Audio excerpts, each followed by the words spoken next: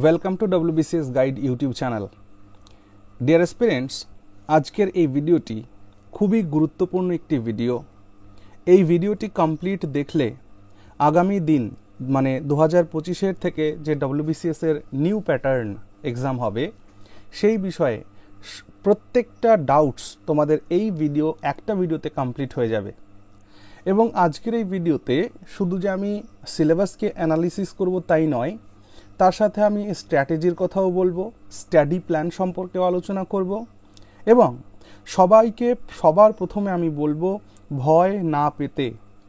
মাথায় রেখো আমরা ক্লাস 10, ক্লাস 11, ক্লাস 12, তারপর আমাদের গ্র্যাজুয়েশন, তারপর মাস্টার্স, যেখানে যে পর্যন্ত পড়েছো প্রত্যেকেই কিন্তু মনে রেখো তোমরা ডিটেলস আনসার রাইটিং করেই কিন্তু এই পর্যন্ত পৌঁছেছো। তাহলে যেহেতু ডিটেলস আনসার রাইটিং করে আমাদের সারাটা জীবনই গেছে, সেহেতু এই একটা মাত্র পরীক্ষায় ডিটেলস আনসার রাইটিং হবে বলে আমি ভয় পেয়ে যাব বা এটাকে কুইট করব, এমনটা করার কোনো প্রসঙ্গ ওঠে না। এবার কথা হলো যে সমস্ত ভাই ও বোনেরা দীর্ঘদিন ধরে এই MCQ বেসড পরীক্ষাটার জন্য যারা প্রিপারেশন নিচ্ছিলে, হ্যাঁ, তাদের জন্য সমস্যা অবশ্যই হবে। কিন্তু দেখো, সরকার যদি এটাকে চেঞ্জ করে তাহলে এখানে আমাদের কারো কিছু করার থাকে না, তাই না? তাহলে পরিস্থিতি আমাদের যেমনই হোক সেই জায়গাতে আমাদের নিজেদেরকে সেইভাবে সেট করে নিতে হবে। এটাই হচ্ছে জীবনে বেঁচে থাকার অর্থ, আর এটাই বাস্তবতা। ওকে, নাও একটা জিনিস শোনো, আমাদের এতদিন ধরে যেটা হয়েছে, যারা WBCS এর জন্য প্রিপারেশন করতো তারা UPSCর কথা মনে কখনো আনতো না। আরেকবার ভালো করে বোঝো আমি কি বলছি। যারা এতদিন ধরে WBCS এর প্রিপারেশন করতো তারা মনের মধ্যে কখনো UPSCকে আনতো না। কিন্তু 2025 থেকে যে নিউ সিলেবাস আসতে চলেছে সেখানে UPSCর কপি পেস্ট, আমি তো বলবো UPSCর কপি পেস্ট এখানে করা হয়েছে। বোঝা গেল? তার মানে WBCS এর প্রিপারেশনের সাথে সাথে তুমি UPSCর জন্য প্রিপেয়ার হয়ে যাচ্ছ। ক্লিয়ার? বোঝা গেল কথাটা?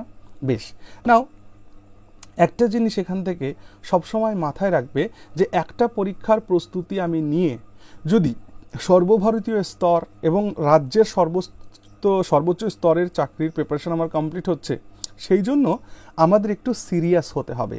তাই এই ভিডিওতে প্রথম কয়েক মিনিট থাকবে অনেকেই, তারপরে আর কেউ থাকবে না। তো আমি শুরুতে এই জন্য বলে দিচ্ছি, শুধুমাত্র সিরিয়াস ক্যান্ডিডেট যারা আছো তারা আগে দেখতে থাকো। ওকে, বাকিরা এখান থেকে কুইট করে যাও। ঠিক? আচ্ছা, WBCS ছাড়াও রাজ্যের বিভিন্ন স্তরের পরীক্ষা আছে, কেন্দ্রের বিভিন্ন স্তরের পরীক্ষা আছে, সেগুলোকে তোমরা করো যদি ডেডিকেশন না থাকে। আর যদি সত্যি ডেডিকেশন থাকে তাহলে এই ভিডিওটাকে কন্টিনিউ করো। একটা কথা মাথায় রাখবে, আমি এখানে একটা কথা লিখেছি, হাওয়াতে লিখিনি, যে সিলেবাস সহজেই কমপ্লিট হবে। অর্থাৎ এখন যে সিলেবাসটা আমরা আজকে আলোচনা করব সেখানে আমি তোমাদের পয়েন্ট করে করে দেখাবো যে জাস্ট এই টপিকগুলোকে কমপ্লিট করলে 100% সেখান থেকেই কোয়েশ্চেন হবে। বুঝতে পারছো? ব্যতিক্রম হওয়ার কোনো জায়গা নেই। সো বেশ, আমার টপিক ধরে ধরে, পেপারস ধরে ধরে আমার বেশ একটা নোট তৈরি করে নিতে হবে। এবং এটুকুন আমি বলছি, এই চ্যানেলে, WBCS গাইড চ্যানেলে, ওকে, যাবতীয় যা সিলেবাস আছে সমস্তটা কমপ্লিট করানো হবে। ওকে, এথিক্স থেকে শুরু করে, হিস্ট্রি থেকে শুরু করে, জিওগ্রাফি থেকে শুরু করে সমস্তটাই কমপ্লিট করানো হবে। WBCS-এ একটা সময় কথা ছিল, ইতিহাস যার WBCS তার, কিন্তু এখন সেই কথাটিকে আর বলা যাবে না। কারণ আমরা যখন সিলেবাসটাকে দেখব তখন আমরা দেখব যে হিস্ট্রির অনেকটা পোর্শনকে কমিয়ে আনা হয়েছে, অ্যানশিয়েন্ট হিস্ট্রিটাকে পুরো মেন্স থেকে বাদ দিয়ে দেওয়া হয়েছে, এবং মেডিভেল হিস্ট্রির একদম শেষের দিক থেকে শুরু করে মডার্ন এরা আজকের দিন পর্যন্ত যা কিছু চলছে সেই বিষয়ে আলোচনা হচ্ছে। সো একদিকে যেমন কমেছে, আর একদিকে আবার ওয়ার্ল্ড হিস্ট্রি, ওয়ার্ল্ড জিওগ্রাফির পার্টও কিন্তু কিছু ইনক্লুড হয়েছে। অর্থাৎ যেটার মাধ্যমে আমাদের প্রিপারেশনটা হচ্ছে, অর্থাৎ আমি যদি বলি UPSCতে যদি 100% পড়তে হয় তো বর্তমানে WBCS-এ পড়তে হবে আমার 95%, এটুকুন মাথায় রেখো। ওকে, অর্থাৎ বেশ কিছু টপিক আছে যেখানে ইন্ডিয়ান আর্ট অ্যান্ড কালচার আমাদের পড়তে হচ্ছে না, আমাদের শুধু West Bengal art and culture পড়তে হচ্ছে। বোঝা গেল? সেই ক্ষেত্রে কিছু কিছু জায়গায় বাদ দিলে বাকি হুবহু কপি পেস্ট UPSC সিলেবাসটা হয়েছে। ঠিক? তো এইখানে ভয় পাওয়ার কোনো জায়গা নেই, সেই জন্যই এই ভিডিওটি আমি করছি। তো এই ভিডিওটি শেষ পর্যন্ত দেখলে তোমাদের মনে বিন্দু মাত্র কোনো ধরনের কোনো জিজ্ঞাসা থাকবে না। ওকে, সো এই ভিডিওটি অবশ্যই দেখো। কেমন হবে আমাদের স্ট্র্যাটেজি আগামী দিনের পরীক্ষার জন্য সেই বিষয়ে আলোচনা হবে। আরও একবার বলে দিই, 2024 যেমন পরীক্ষা এতদিন ধরে হয়ে এসছে তেমন করে হবে। ঠিক, 2024-এর বিসিএস নিয়ে কোনো ধরনের চিন্তার কোনো কারণ নেই। নতুন সিলেবাস লাগু হবে 2025-এর WBCS থেকে। ওকে, বেশ। সবার আগে দেখো যে scheme and syllabus of the preliminary examination, যেটা আজকে অর্থাৎ 25 তারিখে পিএসসি ওয়েবসাইটে যেটা পাবলিশ করেছে, সেখান থেকেই এই ডেটাসগুলো নিয়ে আমি এইটাকে তৈরি করেছি। দেখো, আমরা আগে কি করতাম, প্রিলিমিনারি আমরা 200 মার্কসের প্রিলিমিনারি দিতাম, একটাই টেস্ট হতো। এই যে আমরা কি করতাম, 8খানা টপিক ছিল আমাদের, 8খানা টপিকে 25 করে মার্কস থাকতো। সো এইভাবে আমাদের হয়ে যেত হচ্ছে 200 মার্কস। তার মানে একটাই পেপার দিতে হতো, 200 মার্কসের প্রিলিমিনারি হতো। ঠিক, যেটা এখনও হবে, অর্থাৎ 2024-এও এভাবেই হবে, 2024-এ এটা অনুযায়ী হবে। ক্লিয়ার হলো? নাও, এখন যেটা হয়েছে সেটা হলো প্রিলিমিনারিকে দুটো পেপারে ভাগ করে দেওয়া হয়েছে। একটাকে বলা হচ্ছে জেনারেল স্টাডিজ 1 পেপার 1, আর একটাকে বলা হচ্ছে জেনারেল স্টাডিজ পেপার 2। ওকে, নাও জেনারেল স্টাডিজ পেপার 1 যেটা, সেইখানে তুমি যে মার্ক পাবে সেইটাই মেরিটে যাবে। আর জেনারেল স্টাডিজ পেপার 2, যেটাকে আমরা সিস্যাটও বলে থাকি, সিস্যাট, হ্যাঁ, what is the meaning of CSAT? Civil service aptitude test. Okay, তো এই জেনারেল স্টাডিজ পেপার 2 এটা জাস্ট কোয়ালিফাইং, এটা জাস্ট কি হবে না, এটা জাস্ট কোয়ালিফাইং হতে হবে, কোয়ালিফাইং নেচার হবে। অর্থাৎ এই জেনারেল স্টাডিজ পেপার 2 এখানেও থাকবে হচ্ছে 200 মার্কস। ওকে, আর জেনারেল স্টাডিজ পেপার 1 এখানেও থাকবে 200 মার্কস। এই জেনারেল স্টাডিজ 1-এর যে 200 মার্কস, তার ওপরে মেরিট তৈরি হবে। আর জেনারেল স্টাডিজ পেপার 2 এই 200 মার্কসের মধ্যে তোমাকে সর্বনিম্ন 33% পেতে হবে। অর্থাৎ 200-র 33% মানে 66 মার্কস তোমাকে ওখান থেকে তুলতে হবে। যদি 66 মার্কের কম পাও তাহলে তুমি কিন্তু ফেল করে যাবে। তুমি মনে করো জেনারেল স্টাডিজে পেপার 1-এ খুব ভালো রেজাল্ট করেছো, 200-র মধ্যে 190 পেয়েছো, কিন্তু সিস্যাটে গিয়ে তুমি 60 পেয়েছো, তাহলে কিন্তু তুমি ফেল করে যাবে, তুমি প্রিলিমিনারি কোয়ালিফাই করতে পারবে না। ওকে, তাহলে জিএস পেপার 2-তে প্রিলিমিনারির ক্ষেত্রে এটা কোয়ালিফাইং নেচার। তো এইখানে সিস্যাট যেটাকে আমরা বলি, সেইখানে 33% মার্ক তোমাকে অবটেন করতেই হবে, অর্থাৎ 66 মার্কস তোমাকে পেতে হবে। ক্লিয়ার হলো? বেশ। এবং প্রত্যেকটাই কিন্তু অর্থাৎ জিএস পেপার 1, জিএস পেপার 2 এটা কিন্তু অবজেক্টিভ টাইপ, অর্থাৎ এমসিকিউ টাইপই পরীক্ষাতে আসবে। 200 কোয়েশ্চেন হবে আর 200 মার্কের জিএস 2 আসবে। GS 2 200 mark, GS 1 200 mark. Okay, MCQ question হবে। চিন্তার কোনো কারণ নেই, সিস্যাট ভেবে মানে ভয় পাওয়ার কিছু নেই। সিস্যাটে কি থাকবে না থাকবে আমি পরে তোমাদেরকে দেখাচ্ছি, আমি কোয়েশ্চেন পেপারটাও দেখাবো। ওকে, ইউপিএসসিতে যা যা আছে ডব্লিউবিসিএসে তাই আছে প্রিলিমিনারির জন্য। ঠিক আছে, তো সেটা আমি একটু পরেই সেই সিলেবাসটাকে দেখিয়ে দিচ্ছি। General studies paper 2 qualifying nature হবে, এটা তো অলরেডি বলেই দিলাম আমি বিষয়টা। দেখো এখানে আরেকটা জিনিস, এখানে এই পয়েন্টটাকে দেখো, এখানে বলা হয়েছে যে the standard of the papers will be of the level knowledge as expected of graduate. Okay, তার মানে এইখানে যে প্রশ্নগুলো জিজ্ঞেস করা হবে অবশ্যই সেটা গ্র্যাজুয়েট লেভেলের কোয়েশ্চেন কিন্তু জিজ্ঞেস করা হবে। ঠিক আছে, চলো আমাদের আগে কি মানে আগে বলতে এখনো পর্যন্ত যেটা রয়েছে সেটা কি, ইংলিশ কম্পোজিশন থাকবে 25 মার্কের, জেনারেল সায়েন্স থাকবে 25 মার্কের, কারেন্ট ইভেন্টস আর ইন্টারন্যাশনাল ইম্পর্টেন্স থাকবে 25 মার্কের, হিস্ট্রি অফ ইন্ডিয়া 25 মার্কের, জিওগ্রাফি পশ্চিমবঙ্গের রেফারেন্স দিয়ে 25 মার্কের, ইন্ডিয়ান পলিটি ইকোনমি মিলে 25 মার্কের, আর ইন্ডিয়ান ন্যাশনাল মুভমেন্ট থাকবে 25 মার্কের, আর জেনারেল মেন্টাল অ্যাবিলিটি 25। এইটা চলছে, এটা থাকবে। কিন্তু 2025 থেকে যেটা হবে, টপিক 8খানাই আছে কিন্তু মার্কগুলোর ডিভিশনটা চেঞ্জ হয়েছে। কেমন? ইংলিশ কম্পোজিশনে 20 মার্ক, জেনারেল সায়েন্সে 20 মার্ক, কারেন্ট অ্যাফেয়ার্সে 20 মার্ক, হিস্ট্রি অফ ইন্ডিয়াতে 20 mark. Okay, geography West Bengal reference দিয়ে 20 মার্ক, ইন্ডিয়ান পলিটি আর ইকোনমিতে আগে ছিল 25 মার্ক দুটো মিলে, এখন দুটো মিলে কিন্তু তোমার 40 মার্কস হয়ে গেল। অর্থাৎ ইন্ডিয়ান পলিটির জন্য 20 আর ইকোনমির জন্য 20। 20 20 40, ঠিক আছে। এর জন্য ইকোনমিতে আমাদের যে চ্যানেলে যে ক্লাসগুলো রয়েছে ওইগুলো করলে ইকোনমিতে 20 পাওয়া কোনো অসুবিধার কথা নয়। ওকে, ইন্ডিয়ান ন্যাশনাল মুভমেন্ট, এটার জন্য 20। তাহলে একবার হিসাব করে দেখো, আগে একটা কথা ছিল ইতিহাস যার বিসিএস তার, তো এখন কিন্তু তা হলো না।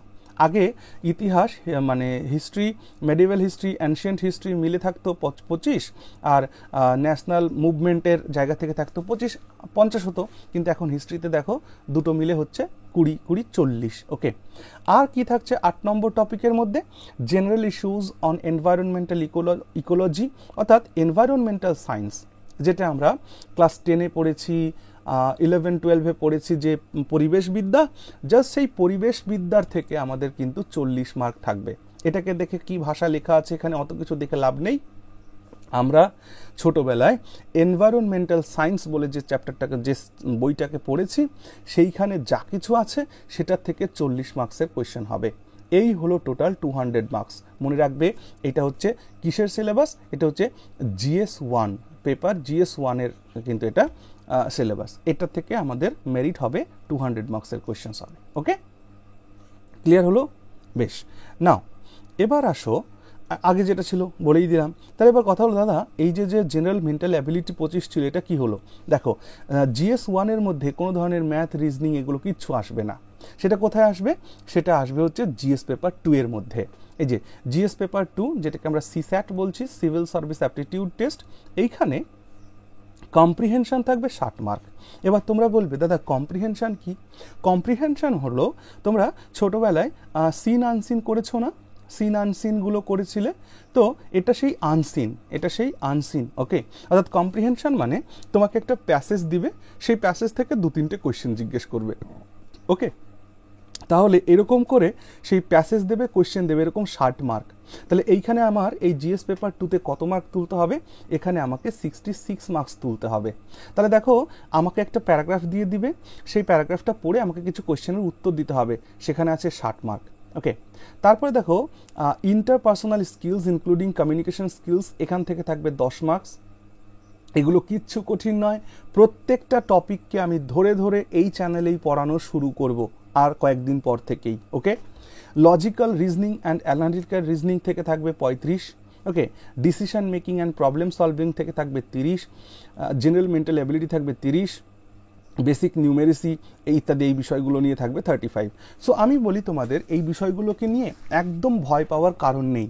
আমি তোমাদের 2024 সালের ইউপিএসসির যে কোয়েশ্চেন পেপার, হ্যাঁ 2024 সালের ইউপিএসসির যে CSAT অর্থাৎ GS2 এর কোয়েশ্চেন পেপার, সেটার কিছু স্ক্রিনশট আমি তোমাদের জন্য এনেছি। এই দেখো, ভয় পাবে না। দেখো দেখো এই যে একটা প্যাসেজ দেওয়া হয়েছে, সেই প্যাসেজ থেকে এই দেখো 4টে কোয়েশ্চেন্স করা হয়েছে। আবার এখানে তোমার এইটার থেকেই দেখো এই যে কতগুলো কোয়েশ্চেন জিজ্ঞেস করা হয়েছে। প্যাসেজ 2 থেকে দেখো, এইখানে দেখো প্যাসেজ দিয়েছে, কোয়েশ্চেন জিজ্ঞেস করেছে, বুঝতে পারছো? আবার দেখো এখানে দেখো অঙ্ক দিয়েছে, টাইম অ্যান্ড ওয়ার্ক থেকে কোয়েশ্চেন্স দিয়েছে পার্সেন্টেজের সাথে রিলেটেড। এখানে দেখো একটা একদম নাম্বার সিস্টেমের একটা কোয়েশ্চেন্স দিয়েছে। তারপরে দেখো এইখানেও আবার টাইম অ্যান্ড ওয়ার্কের কোয়েশ্চেন্স দিয়েছে, ঠিক আছে। আর এইখানে দেখো মোটামুটি একদম বেসিক রিজনিং, বেসিক অ্যারিথমেটিক, এই সমস্ত টাইপ থেকেই কিন্তু CSAT-এর মধ্যে কোয়েশ্চেন্স থাকবে। আবার দেখো প্যাসেজ দিয়েছে, কোয়েশ্চেন্স, প্যাসেজ, কোয়েশ্চেন্স। এখানে দেখো রিজনিং দিয়েছে, পটকে যদি ATOP লেখা হয় তাহলে ট্র্যাপকে কিভাবে লেখা হবে, না ট্র্যাপকে যদি অ্যাপার্ট লেখা হয় তাহলে অ্যারেনাকে কি লেখা হবে, একদম বেসিক রিজনিং যেগুলো আমরা করে আসছি সেটা। এই যে মিসিং নাম্বার, দেখো এগুলোই। তো এখান থেকে এই যেখানে যে টপিকগুলো রয়েছে, কোয়েশ্চেন পেপার দেখতে পারলে তো, তাহলে এখানে ভয় পাওয়ার কিছু নেই CSAT-এর মধ্যে। তাহলে এইখানে আমার 200 মার্কের মধ্যে 66 মার্কস ক্যারি করা একেবারেই কঠিন বিষয় কিছু নয়। অর্থাৎ আমাদের এটা ক্লিয়ার হয়ে গেল যে যদি আমরা এখন WBCS বা ইউপিএসসির জন্য প্রিপারেশন শুরু করি, তাহলে ম্যাথ আর রিজনিং আমাদের না পড়লেও চলবে। বোঝা গেল কি বলেছি? অর্থাৎ বেসিক ম্যাথ অ্যান্ড রিজনিংয়ের যতটুকু নলেজ আমরা এতদিন ধরে গ্যাদার করেছি সেটা হলেই এনাফ, সেটা হলেই এনাফ। ক্লিয়ার হলো? বাকি এই বেসিক নিউমেরেসি, ডেটা ইন্টারপ্রিটেশন, হাবি জাবি এগুলো যা কিছু আছে, দেখো ক্লাস 10th লেভেলের থেকে কোয়েশ্চেন সেখানে জিজ্ঞেস করবে, যাই করবে না কেন। তো সেই ক্ষেত্রে এই কোয়েশ্চেন্সগুলোকে যদি আমরা ছেড়েও দিই তাতে আমার কিচ্ছু আসবে যাবে না, কারণ এই পেপারে আমার টার্গেট রাখতে হবে যে 70 মার্কস যেন আমার কমপ্লিটলি থাকে, ব্যাস। অর্থাৎ 33% মার্ক আমি পেলাম, তো এটা কোয়ালিফাই হয়ে যাবে। ক্লিয়ার হলো? যে কারণ এর মার্ক তো আর যোগ হবে না। হয়ে গেল প্রিলিমিনারি, কমপ্লিট প্রিলিমিনারি, কোনো ডাউট নেই। আচ্ছা, এবার একটা প্রশ্ন জিজ্ঞেস করবে, কোয়েশ্চেন বাংলায় হবে না ইংরেজিতে হবে? দেখো, কোয়েশ্চেন বোথ ল্যাঙ্গুয়েজে হবে। কোয়েশ্চেন বাংলাতেও হবে, ইংরেজিতেও হবে। ওকে, বাংলা থাকবে, ইংরেজি থাকবে, দুভাবেই কোয়েশ্চেন্স হবে। ঠিক আছে, চলো এবার আসো নেক্সট মেইন এক্সামিনেশনে চলে আসো। মেইন এক্সামিনেশনে টোটাল 10টা পেপার থাকবে। টোটাল কতগুলো পেপার থাকবে? মেইন এক্সামিনেশনে টোটাল 10 পেপার্স থাকবে। সবটাই থাকবে কনভেনশনাল মেথডে, অর্থাৎ যেভাবে আমরা কলেজে পরীক্ষাতে লিখেছি, যেভাবে আমরা 11-12 ক্লাসে লিখেছি, যেভাবে আমরা ক্লাস 10-এ লিখেছি, সেই বিষয়ে সেই রকমভাবেই আমাদের লিখতে হবে। এখন কথা হলো যে এক একটা পেপারে দাদা কত করে মার্ক থাকবে? দেখো, এক একটা পেপারে 250 করে মার্ক থাকবে, এক একটা পেপারে 250 করে মার্ক থাকবে। সেখানে 10 নম্বরের কোয়েশ্চেন জিজ্ঞেস করা হবে 10টি, 15 নম্বরের কোয়েশ্চেন জিজ্ঞেস করা হবে 10টি। তাহলে 10 মার্কের 10টি কোয়েশ্চেনের 100 মার্ক, 15 মার্কের 10টি কোয়েশ্চেনের 150 মার্ক, তাহলে টোটাল কত হয়ে গেল? 250 মার্কস। বোঝা গেল কি না? 10 মার্কের 10টি, 15 মার্কের 10টি। মেইন এক্সামিনেশন এবং তার সাথে পার্সোনালিটি টেস্ট রয়েছে। এবার বিষয়টাকে দেখো, মেইন এক্সামিনেশন যেটা হবে টোটাল 10 পেপারস হবে, কনভেনশনাল টাইপের হবে। ওকে, আচ্ছা, যেখানে দুটো পেপার থাকবে, যেটাকে আমরা বলবো পেপার এ আর পেপার বি। শুনে রাখো, পেপার এ আর পেপার বি এই দুটো মেন্সের মধ্যে গিয়েও দুটো পেপারকে রাখা হয়েছে, পেপার এ আর পেপার বি। এই দুটোও কিন্তু qualifying in nature, qualifying in nature. Clear হলো? অর্থাৎ পেপার এতে থাকবে হচ্ছে বাংলা অথবা নেপালি, এখানে কিন্তু হিন্দি লেখা নেই। তাই যারা বলবে যে দাদা পেপার এতে কি হিন্দি লেখা যাবে, তো পেপার এতে দেখো হিন্দির কোনো অপশান নেই। অর্থাৎ পেপার এতে কিন্তু বাংলা অথবা নেপালির এই দুটো ভাষার যে কোনো একটা ভাষা তোমাকে জানতেই হবে, তা না হলে তুমি WBCS এর জন্য অ্যাপিয়ার করতে পারবে না। এরকম একটা সিচুয়েশন কিন্তু হয়ে গেল, কারণ এখানে অন্য কোনো ভাষার কিন্তু ইন্ডিকেট করা নেই। এখানে বাকিটা যখন পরবর্তীকালে নোটিফিকেশান বেরোবে তবে জানা যাবে, কিন্তু এই পর্যন্ত যতটুকুন তথ্য আমরা পাচ্ছি সেখানে পেপার 1-এ হয় বাংলায় না হলে নেপালিতে কোয়েশ্চেন্স হবে, সেখান থেকে তোমাকে উত্তর দিতে হবে। ওকে, আর ইংলিশ যেটা হবে সেটা হচ্ছে পেপার বি। পেপার বিতে তো ইংরেজিই থাকবে। প্রত্যেকটাতে পেপার 1 থাকবে 300 মার্কসের, পেপার 1 থাকবে 300 মার্কসের, পেপার বি থাকবে 300 মার্কসের। ওকে, এবং এটা যেহেতু কোয়ালিফাইং নেচার, তাহলে কোয়ালিফাইং নেচার হলে দাদা কত পেতে হবে? সর্বনিম্ন তোমাকে পেতে হবে হচ্ছে কত পার্সেন্ট না, এখান থেকে পেতে হবে 30%। ওকে, পেপার এ পেপার বিতে তোমাকে 30% নম্বর পেতে হবে। তাহলে 30% নম্বর মানে কত? এখান থেকে 30% নম্বর মানে হচ্ছে 90, আর এখান থেকে 30% মানে হচ্ছে 90। ওকে, তার মানে 90 180 mark paper a paper B মিলে তোমাকে 600-র মধ্যে 180 পেতে হবে, তবে গিয়ে তুমি মেইনসে কোয়ালিফাই করবে। যদি মনে করো মেইনস তুমি বাকি পেপারগুলো খুব ভালো দিয়েছো, অথচ পেপার এ আর পেপার বিতে তুমি 30% মার্ক তুলতে পারোনি, তাহলে কি হবে? তোমার খাতাটা দেখা হবে না, তুমি ফেল করে গেলে। ক্লিয়ার হলো? তাহলে প্রিলিমিনারিতে যেমন CSAT-এর ভূমিকা, আর মেইনসে এসে পেপার এ আর পেপার বি এর ভূমিকা। ক্লিয়ার হয়েছে?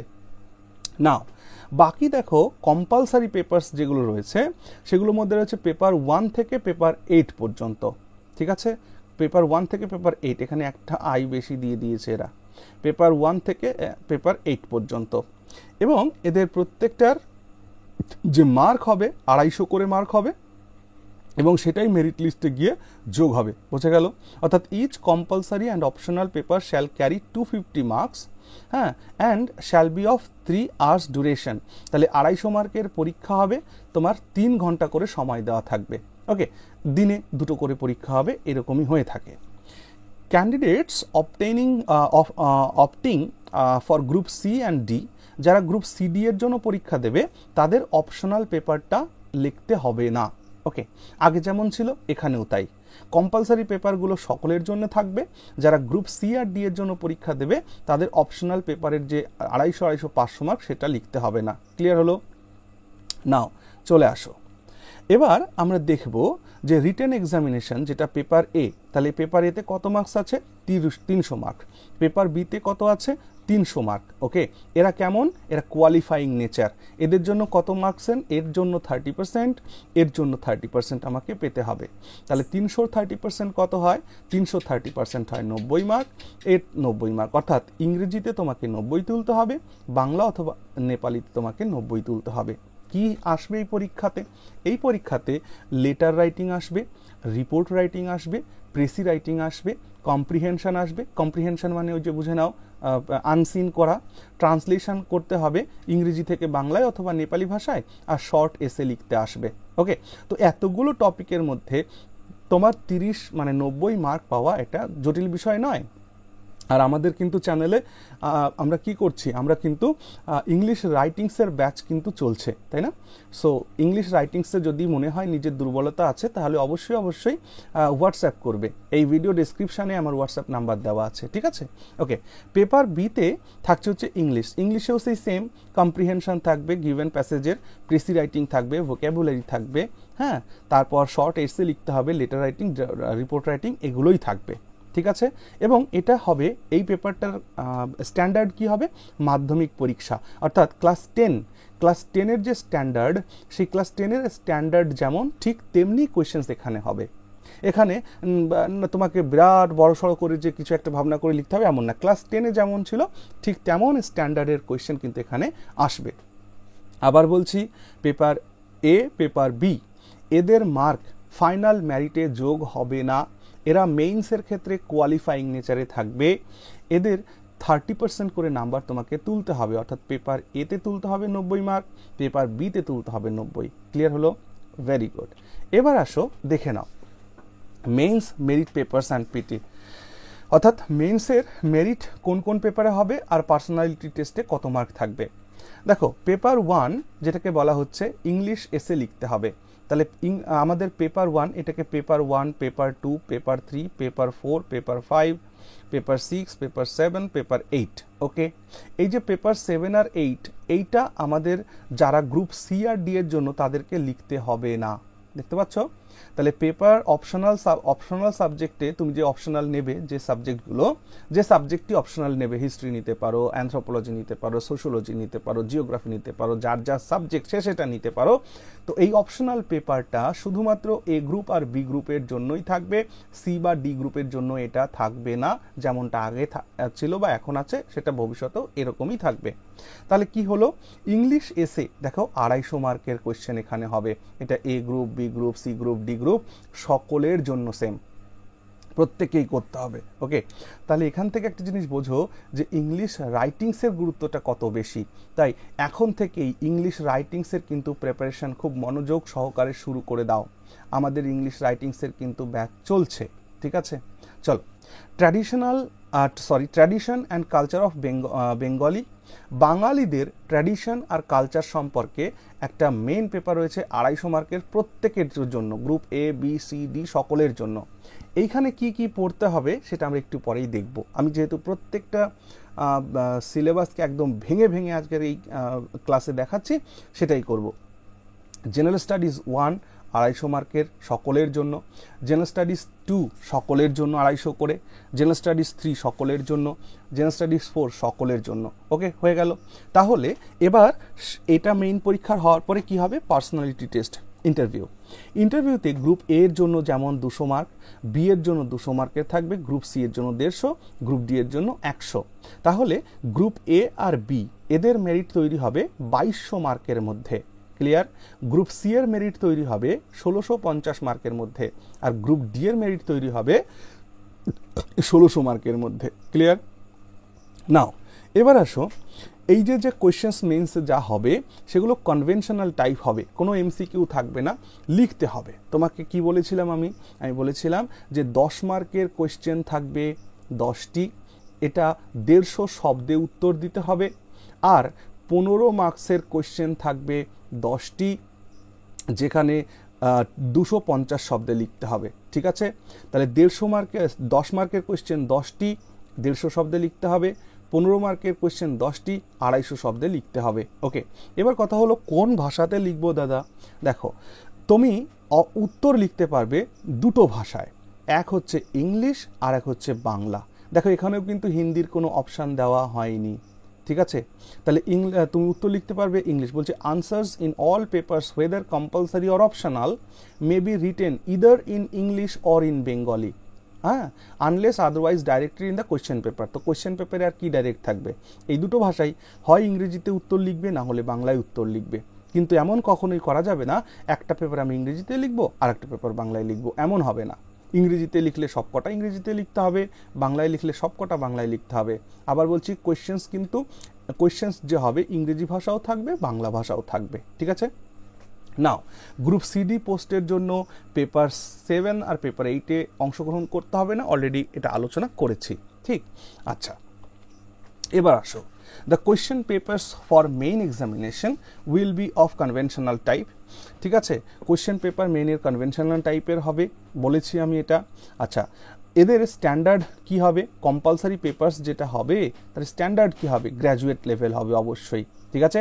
অর্থাৎ মেইনসের যতগুলো সাবজেক্ট আমাদের রয়েছে কম্পালসারি পেপার, সেটা কিন্তু গ্র্যাজুয়েট লেভেলের হবে, ক্লিয়ার হলো? আর অপশনাল পেপার যেটা থাকবে সেই অপশনাল পেপারটা কিন্তু যারা অনার্স ডিগ্রি কমপ্লিট করেছে সেই অনার্স লেভেলে যে ধরনের কোয়েশ্চেন্স হয় সেটা অপশনাল সাবজেক্টের জন্য থাকবে, ওকে? আর বাকি যে কম্পালসারি সাবজেক্টগুলো আছে সেটা জাস্ট গ্র্যাজুয়েট হলে হবে, সেটা অনার্স হোক জেনারেল হোক, সকলের জন্য, ক্লিয়ার? আচ্ছা, আর যে সাবজেক্টগুলো রয়েছে যেমন এলএলবি, এমবিবিএস, বিটেক ইঞ্জিনিয়ারিং, এই সমস্ত সাবজেক্টগুলোর জন্য ওই অনার্স হোক বা ডিগ্রি মানে অনার্স হোক বা জেনারেল হোক ওদের কোনো ক্যাটাগরি নেই, ওদের যেমন স্ট্যান্ডার্ড সেই স্ট্যান্ডার্ডের কোয়েশ্চেনই কিন্তু জিজ্ঞেস করা হবে, ক্লিয়ার? এটা কিসের জন্য বলছি বারবার শুনে রাখো, এটা অপশনালের জন্য বলছি। বাকি যে কম্পালসারি পেপার আছে সেটা শুধুমাত্র গ্র্যাজুয়েট লেভেল হবে, সেটা কোয়েশ্চেনগুলো সেরকমই হবে, ওকে? আচ্ছা, এখানে কি লেখা আছে আর একটা point, answers in all the papers compulsory and optional, okay, except paper 1 and language papers. অর্থাৎ পেপার 1-এ কি ছিল? পেপার 1-এ কি ছিল বলো? পেপার 1-এ কি ছিল? পেপার 1-এ ছিল ইংলিশ এসে।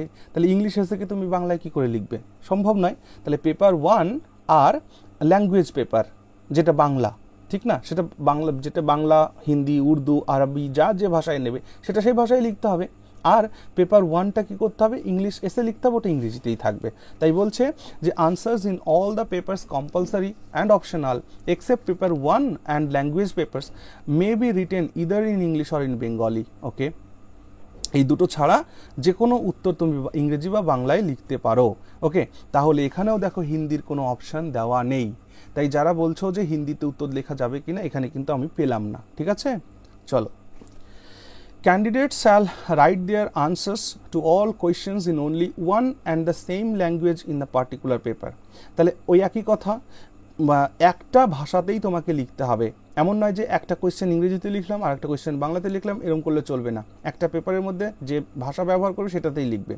এইখানে একটা কথা লেখা আছে ইম্পর্ট্যান্ট, যে হিন্দি লিখতে পারবো কিনা তাদের জন্য। দেখো কি বলছে, candidates may use Devanagari or Bengali script in answer papers on সংস্কৃত।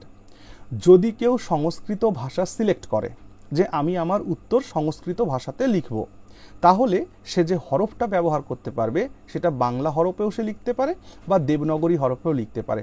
এখন দেবনাগরী হরফ কি? হিন্দি যে হরফটা আমরা দেখি না, সেই হিন্দি হরফকে দেবনাগরী হরফ বলা হয়। তা বলছে Devanagari script in the answer papers on Hindi or Nepali. যারা হিন্দি ভাষায় উত্তর লিখবে বা যারা নেপালি ভাষায় উত্তর লিখবে তারা দেবনাগরী স্ক্রিপ্টে লিখতে পারবে, ওকে?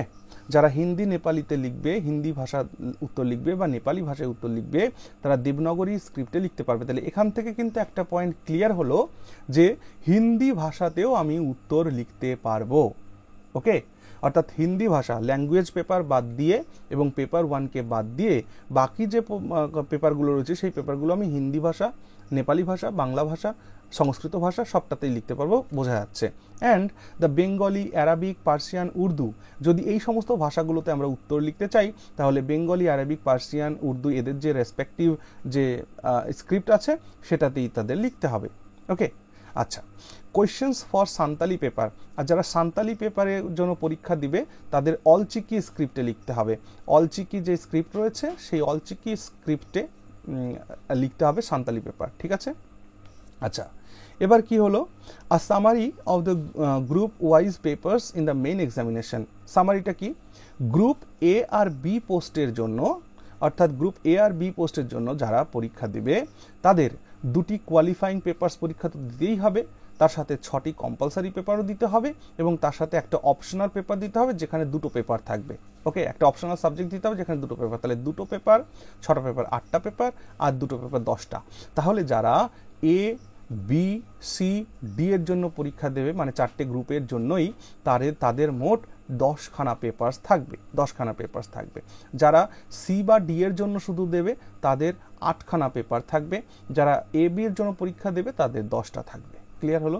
Very good. Now group CD পোস্টের জন্য কোয়ালিফাইং পেপার্স দিতে হবে, অর্থাৎ যেটা আমরা পেপার এ পেপার বি দেখেছিলাম ওইটা, 2টো কোয়ালিফাইং আর 6টা কম্পালসারি দিতে হবে। এদের অপশনাল সাবজেক্টের 2টো পেপার দিতে হবে না। ওকে, পার্সোনালিটি টেস্টের জন্য সকলকে ডাকা হবে, রেসপেক্টিভ যে নাম্বার সেইটাকে দেওয়া হবে। ওকে, যারা কাট অফ ক্লিয়ার করতে পারবে মেন্সের পর, ঠিক না? আচ্ছা, আর গ্রুপ বিতে যারা চুজ করবে তাদের ওয়েস্ট বেঙ্গল পুলিশ সার্ভিসের যা কিছু কনসিডারেশন আছে সেগুলোকে দেখে নেওয়া হবে। চলো, ডিডাকশন অফ মার্কস, এটা খুবই গুরুত্বপূর্ণ। দেখো, যখন আমাদের পেপার কনভেনশনাল টাইপ হয়ে গেছে না, তো কনভেনশনাল টাইপ হয়ে গেলে অনেক সময় কি হয়, বিভিন্ন ধরনের দুর্নীতি হওয়ার একটা সুযোগ থাকে। তো সেই কারণে তোমার মনে করে এটা তোমার আনসার শিট, সেই আনসার শিটের মধ্যে তুমি কোনো একটা স্পেশাল মার্কিং করে রাখলে যে আমার খাতাটা যাতে দেখা যায়, করাপশন হতে পারে। সেই কারণে তুমি যদি তোমার খাতায় তোমার নাম লেখো বা রোল নাম্বার লেখো বা স্পেশাল কোনো মার্কিং যদি খাতায় করে ফেলো, তাহলে কিন্তু তুমি ওই পেপারে, মনে করো ওই পেপারে তুমি যদি 100 মার্কস পেয়ে থাকো, তাহলে তার থেকে মাইনাস হয়ে যাবে 10%, মানে 10% মার্ক কেটে নেওয়া হবে, তুমি 90 পাবে। বুঝতে পারছো? এখানে একটা জিনিস যেটা, সেটা হচ্ছে পেপারটা ক্যান্সেল হবে না। যদি কেউ এই ধরনের হরকত করে থাকে তাহলে তার পেপারটা ক্যান্সেল হচ্ছে না, তার জন্য একটা পেনাল্টি আনা হয়েছে, 10% মার্ককে কেটে নেওয়া হবে। ক্লিয়ার হলো? বেশ। আর কি বলেছে, এমসিকিউ যেটা হবে, অর্থাৎ প্রিলিমিনারিতে যে পরীক্ষাটা হবে সেই প্রিলিমিনারিতেও কিন্তু নেগেটিভ মার্কিং থাকবে, কিন্তু এখানে স্পেসিফিক্যালি বলা নেই যে কত নেগেটিভ মার্কিং থাকবে, সেটা বলা নেই, কিন্তু বলা হয়েছে নেগেটিভ মার্কিং থাকবে এমসিকিউ টাইপ কোয়েশ্চেনে। ওকে, বেশ। ডিসক্রিশন অফ দ্য কমিশন, আরেকটা কথা, এটা তো সবসময় থাকবে নোটিফিকেশানে, যে কমিশনের একটা ডিসক্রিশন একটা থাকবেই, কমিশনের একটা এক্সট্রা পাওয়ার থাকবে, তারা যে কোনো সময় কোয়ালিফাইং মার্কসকে ফিক্স করতে পারে। ওকে, বেশ। এবার আসো আমাদের গুরুত্বপূর্ণ যেটা, অর্থাৎ syllabus of compulsory papers for main examination. Main এক্সামিনেশানে যে সিলেবাস সেইটাকে নিয়ে আলোচনা করতে হবে। দেখো, পেপার 1-এ কত মার্ক ছিল? 250 মার্ক ছিল। এখানে কি লিখতে হবে? এসে লিখতে হবে, ইংলিশ এসে, ডিফারেন্ট টপিক্সের উপরে এসে লিখতে হবে। আমি খুব শীঘ্রই তোমাদের 200 টপিক্সের ওপরে এসেজ আমি আনতে চলেছি। ওকে, যেটা আমি মোটামুটি খুব অল্প মূল্যেই রাখবো। 200খানা টপিকের ওপরে এসে যদি আমরা পড়তে থাকি, প্র্যাকটিস করতে থাকি, তাহলে এই পার্টটা আমাদের আর মানে অসুবিধা হওয়ার কথা নয়। ওকে, কারণ ইংলিশ যদি লিখতে জানো, যদি ইংরেজিটাকে লিখতে জানো, তাহলে তো এই বিষয়টার কঠিন হওয়ার কোনো কথা নেই। পেপার 2তে চলে আসো এবার। পেপার 2তে কি হচ্ছে? Tradition and culture of Bengal. বাংলার ট্র্যাডিশন কালচারটাকে আমাদের পড়তে হবে 250 মার্কের জন্য। ওকে, এইবার ঘটনা হচ্ছে, আমি বলেছিলাম যে শুরুতেই সিলেবাস সহজেই কমপ্লিট হবে, এই কারণে বলেছি যে দেখো, এইখানে যে সিলেবাসগুলোকে দেওয়া হয়েছে, আদার্স বলে কোনো কথা নেই, মানে অ্যান্ড আদার্স থাকে না, বিভিন্ন পরীক্ষাতে দেখবা অ্যান্ড আদার্স লেখা থাকে, কয়েকটা টপিক লেখে তারপর লেখে অ্যান্ড আদার্স। এই অ্যান্ড আদার্স কথাটা লেখা নেই, কারণ অ্যান্ড আদার্স কথাটা লেখা থাকলেই বিপদ হয়ে যায়, কারণ কোন জায়গা থেকে কি দেবে না দেবে সেটা খুঁজে পাওয়া যায় না। কিন্তু এইখানে যে সিলেবাসটা দেওয়া হয়েছে, সেই সিলেবাসটাতে একদম স্পেসিফিক বলে দেওয়া হয়েছে এই জায়গা থেকেই কোয়েশ্চেন হবে। বোঝা গেল? তাহলে বেঙ্গল স্কুল অফ আর্ট, যেখানে আর্ট আর ন্যাশনালিজম পড়তে হবে। দেখো, আর্ট আর ন্যাশনালিজম ব্যাপারটাকে কঠিনভাবে ভাবার চেষ্টা করো না। কেন করো না? দেখো, অবনীন্দ্রনাথ ঠাকুরকে দেখতে পাচ্ছ নিচে? এই অবনীন্দ্রনাথ ঠাকুর তিনি অঙ্কন করেছিলেন ভারত মাতার ছবি। ভারত মাতার ছবি অঙ্কন করেছিলেন। তো আসলে তিনি যেটা অঙ্কন করেছিলেন সেটা ছিল হচ্ছে বঙ্গমাতা। অবনীন্দ্রনাথ ঠাকুর যে ছবিটি এঁকেছিলেন সেটা ছিল বঙ্গমাতা, কিন্তু পরবর্তীকালে ভগিনী নিবেদিতা সেই ছবিটি দেখে বিশেষভাবে প্রভাবিত হন এবং প্রভাবিত হয়ে তিনি সেই বঙ্গমাতার ছবিটিকে ভারতমাতা নাম দেন। আর তখন থেকেই অবনীন্দ্রনাথ ঠাকুরের সেই ভারতমাতা ছবিটা হয়ে যায়। এই ভারতমাতার 4টি হাত রাখা হয়েছিল, এক হাতে বেদ, এক হাতে ছিল, ভুলে গেলাম আমি। তো সেইটার মাধ্যমে না ভারতের যে জাতীয়তাবাদ, সেই জাতীয়তাবাদে একটা বিশেষ ভূমিকা গ্রহণ করেছিল ওই ভারতমাতার ছবিটি। তাই সেইখান থেকেও কিন্তু এই ধরনের কোয়েশ্চেন আমাদের জিজ্ঞেস করতে পারে, আর্টের সাথে ন্যাশনালিজম। বুঝতে পারছো? তাহলে Bengal school of art and ন্যাশনালিজমটা পড়তে হবে। পেইন্টিংস অ্যান্ড স্কাল্পচার, এইখানে অবনীন্দ্রনাথ ঠাকুর, জ্ঞানেন্দ্রনাথ ঠাকুর। দেখো জ্ঞানেন্দ্রনাথ ঠাকুর ইনি ছিলেন একজন কার্টুনিস্ট, কার্টুনিস্ট। ইনি খুব কার্টুন করতেন। আর সেই সময় জ্ঞানেন্দ্রনাথ ঠাকুরের কার্টুন কিন্তু কি হয়েছিল না, জাতীয়তাবাদের উন্মেষের ক্ষেত্রে একটা বিশেষ ভূমিকা গ্রহণ করেছিল। বুঝেছো?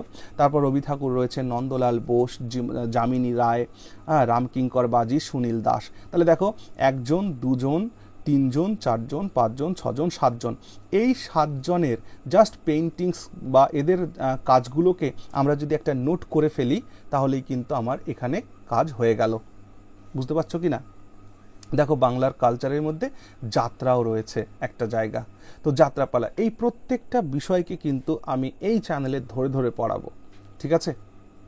চলো তারপরে আসো থিয়েটারের মধ্যে দেখো পার্সোনালিটিস, যেমন থিয়েটারের মধ্যে যে নাট্যকর্মী যাদেরকে আমরা বলি, গিরিশ ঘোষ, দীনবন্ধু মিত্র, লেবেদেব, তারপর নটি বিনোদিনী, শিশির ভাদুড়ী, উৎপল দত্ত, শম্ভু মিত্র, তৃপ্তি মিত্র, বাদল সরকার, রুদ্রপ্রসাদ সেনগুপ্ত, সৌমিত্র চট্টোপাধ্যায়, স্টার থিয়েটার, তারপর রঙ্গনা থিয়েটার, তারপরে মিনার্ভা থিয়েটার, গ্রুপ থিয়েটার, এই জিনিসগুলো কিন্তু থেকে প্রশ্ন আসবে।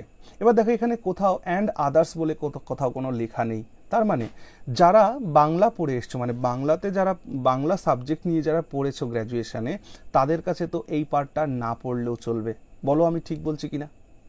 কারণ গিরিশ ঘোষ তোমরা বাংলাতে পড়েছো, দীনবন্ধু মিত্র পড়েছো, নটি বিনোদিনী পড়েছো, শিশির ভাদুড়ী পড়েছো, উৎপল দত্ত পড়েছো, শম্ভু মিত্র পড়েছো। জাস্ট এই কতগুলো নাম, এই কতগুলো ব্যক্তিত্বর জীবন কর্ম আমরা যদি একটা খাতায় সুন্দর করে আমরা যদি পার্ট বাই পার্টকে নোট করে সেগুলোকে পড়তে থাকি, 100% এটা কমপ্লিট হবে। বোঝা গেল কিনা? সিনেমাতে চলে আসো। সিনেমাতে সেই যে মুখ সিনেমা হতো সাইলেন্ট এরা থেকে শুরু করে কালার ফিল্ম থ্রু টকিজ, সেখানে হীরালাল সেন, তারপর প্রমথেশ বড়ুয়া, দেবকী বোস, তারপর কানন দেবী, সত্যজিৎ রায়, মৃণাল সেন, ঋত্বিক ঘটক, তপন সিনহা, ছবি বিশ্বাস, উত্তম কুমার, সৌমিত্র চ্যাটার্জি, সুচিত্রা সেন, অপর্ণা সেন।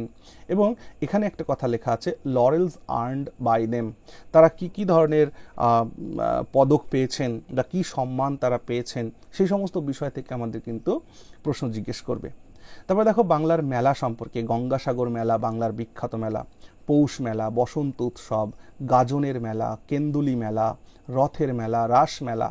তাহলে এইগুলোকে আমরা যদি গঙ্গাসাগর মেলার একটা নোট তৈরি করে রাখি, পৌষ মেলার একটা নোট তৈরি করে রাখি, যেটা আমি অবশ্যই এই চ্যানেলে পড়াবো, তাহলে তুমি যদি একবার সেট করো যে উইদিন 6 মান্থস, তাহলে 100% উইদিন 6 মান্থস তোমরা এটাকে কমপ্লিট করতে পারবে। কঠিন কিছু নয়। চলে আসো art forms including folk art and music of Bengal, 60 marks. তাহলে বুঝতেই পারছো সব বাংলার। ইউপিএসসি হলে কি হতো, ইন্ডিয়া লেখা থাকতো। তাহলে এই জায়গাটাই হচ্ছে ফারাক ইউপিএসসি থেকে এখানে যা কিছু হচ্ছে বাংলা নিয়ে আলোচনা হচ্ছে। তো ক্লাসিক্যাল মিউজিক যেমন বিষ্ণুপুর ঘরানা রয়েছে, টপ্পা রয়েছে, তার সাথে ফোক মিউজিক আমরা জানি বাউল, ভাওয়াই, ভাটিয়ালি, তারপরে কবি গান, জারি সারি গান, মুর্শিদি গান, তাই না? তো এই সমস্ত জিনিসগুলো জাস্ট দেখো, এই কয়টা অ্যান্ড আদার্স কোথাও লেখা নেই। এই অ্যান্ড আদার্স যেহেতু কোথাও লেখা নেই, জাস্ট এই পয়েন্টগুলোকে আমরা কমপ্লিট করলে এর মধ্য থেকেই কোয়েশ্চেন আসবে। বুঝে গেল কিনা? স্পিরিচুয়াল সংসের মধ্যে কীর্তন, শ্যামা সঙ্গীত, রামপ্রসাদী সঙ্গীত, কে এই বিষয়ে কীর্তনের সম্রাট কে হয়েছেন, কীর্তন সঙ্গীত নিয়ে কিভাবে জাতি জাগরণ হয়েছে, হ্যাঁ, কোন কোন কীর্তনিয়া বিশেষ ভূমিকা গ্রহণ করেছে, শ্যামা সঙ্গীতের মধ্যে, হ্যাঁ, রামপ্রসাদ গুরুত্বপূর্ণ, হ্যাঁ, শ্যামাসঙ্গীতের মধ্যে তোমার রামকৃষ্ণ পরমহংসদেব গুরুত্বপূর্ণ। তারপর প্যাট্রিয়টিক সংস, রবীন্দ্রনাথ ঠাকুরের গান, নজরুল গীতি, দ্বিজেন্দ্র গীতি, অতুল প্রসাদী। তারপর কান্তা গীতি, গণসঙ্গীত, আধুনিক গান, স্বর্ণযুগের গান যেটাকে আমরা বলি, এই ব্ল্যাক অ্যান্ড হোয়াইট সেই যুগের সেই গানগুলো। ডান্স ফর্মসের মধ্যে ছৌ পড়তে হবে, ভাদু পড়তে হবে, টুসু পড়তে হবে, গম্ভীরা, হ্যাঁ, গৌড়ীয় বা গৌড়ীয় নৃত্য, খ্যামটা, যেটাকে আমরা গড় খ্যামটা বলেও জানি, রবীন্দ্র নৃত্য, এই বিষয়গুলোকে দেখতে হবে। মিউজিক্যাল ইনস্ট্রুমেন্টের মধ্যে একতারা, দোতারা, খোল, করতাল, ধামসা, মাদল, ঢাক, ঢোল, এগুলোই বাংলার যা কিছু আছে। সো একটা জিনিস ভেবে দেখো, এতদিন ধরে বাংলার ছেলেমেয়েরা প্রিপারেশন করছিল, অথচ বাংলা সম্পর্কে তাদের নলেজ কতটুকুন কি ছিল এটা ভগবানই জানতেন। তো যে যেভাবেই যা কিছু বলো না কেন, এই সিলেবাসটাকে আমি খারাপ বলতে পারছি না।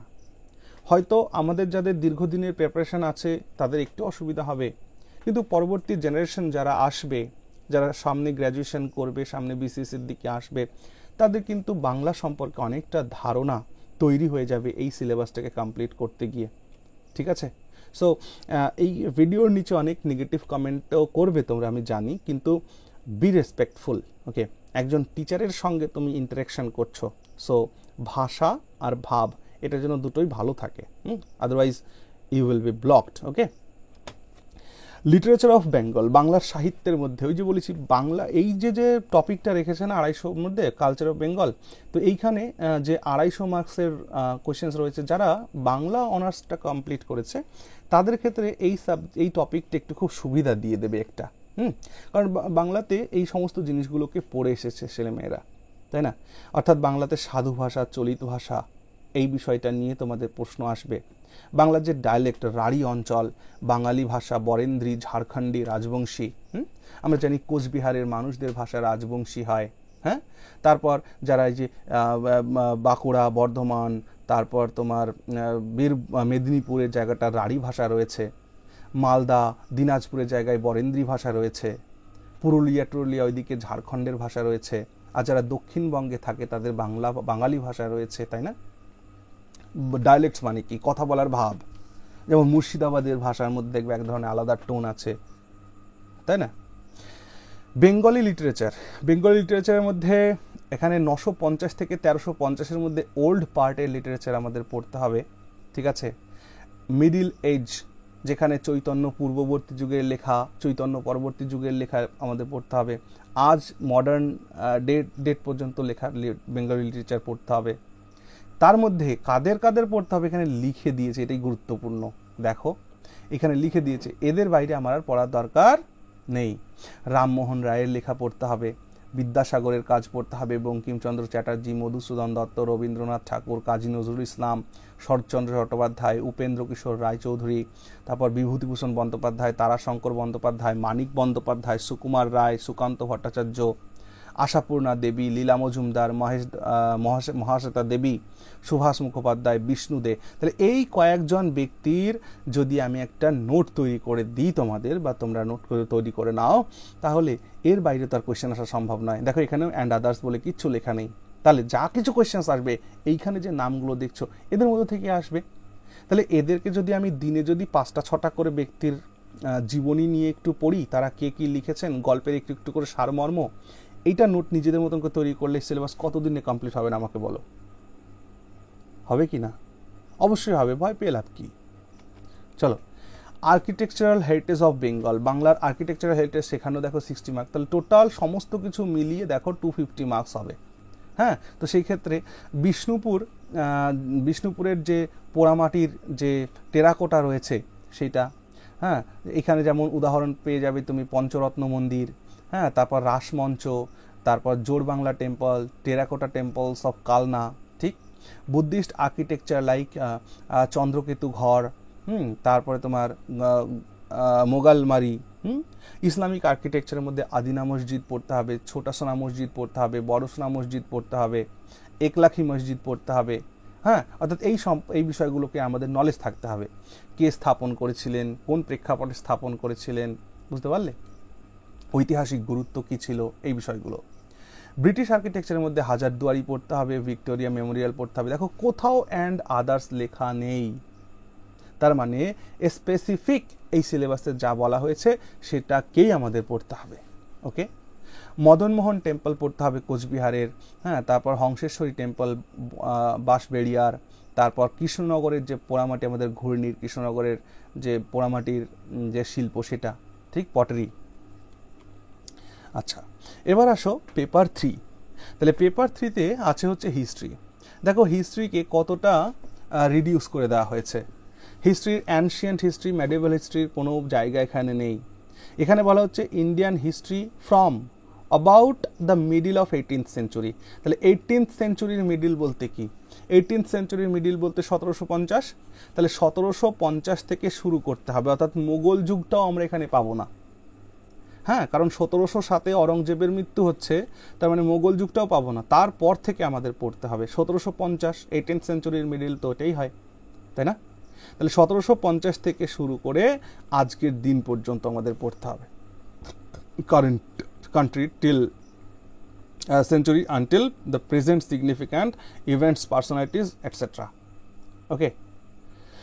The freedom struggle, its various stages and important contributors and contributions. অর্থাৎ ফ্রিডম স্ট্রাগলের জন্য যা কিছু আমাদের পড়েছি সেই একদম সেম সিস্টেম, কিন্তু স্পেশালি আনডিভাইডেড বেঙ্গলের যে অ্যাক্টিভিটিসগুলো হয়েছে, বিভিন্ন ধরনের সমিতি, অনুশীলন সমিতি, হ্যাঁ, গুপ্ত সমিতি যেগুলো ছিল সেই বিষয়টাকে দেখতে হবে।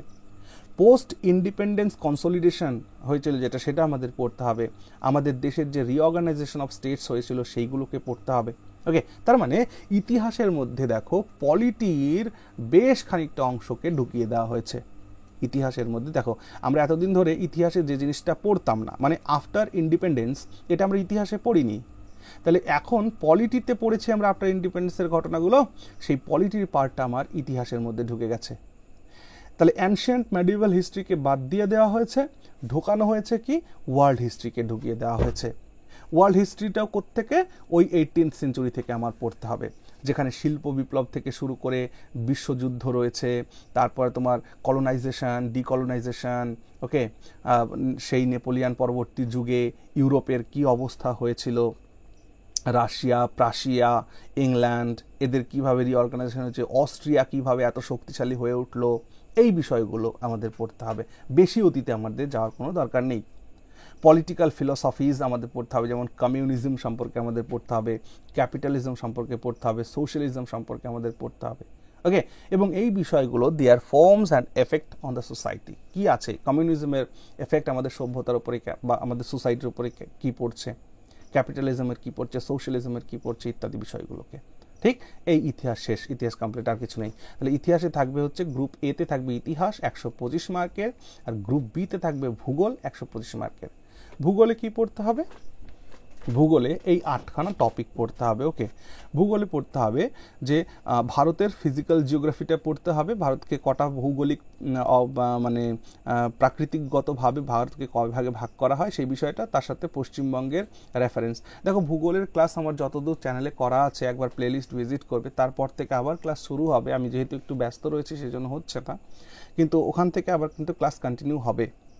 Salient features of world's philosophical geography, এইখানে এইটা দেখো একটু এক্সট্রা ঢোকানো হয়েছে, অর্থাৎ বিশ্বের ভূগোলটাকেও, অর্থাৎ পৃথিবীর যে ফিজিক্যাল জিওগ্রাফি সেটাকেও ঢোকানো হয়েছে।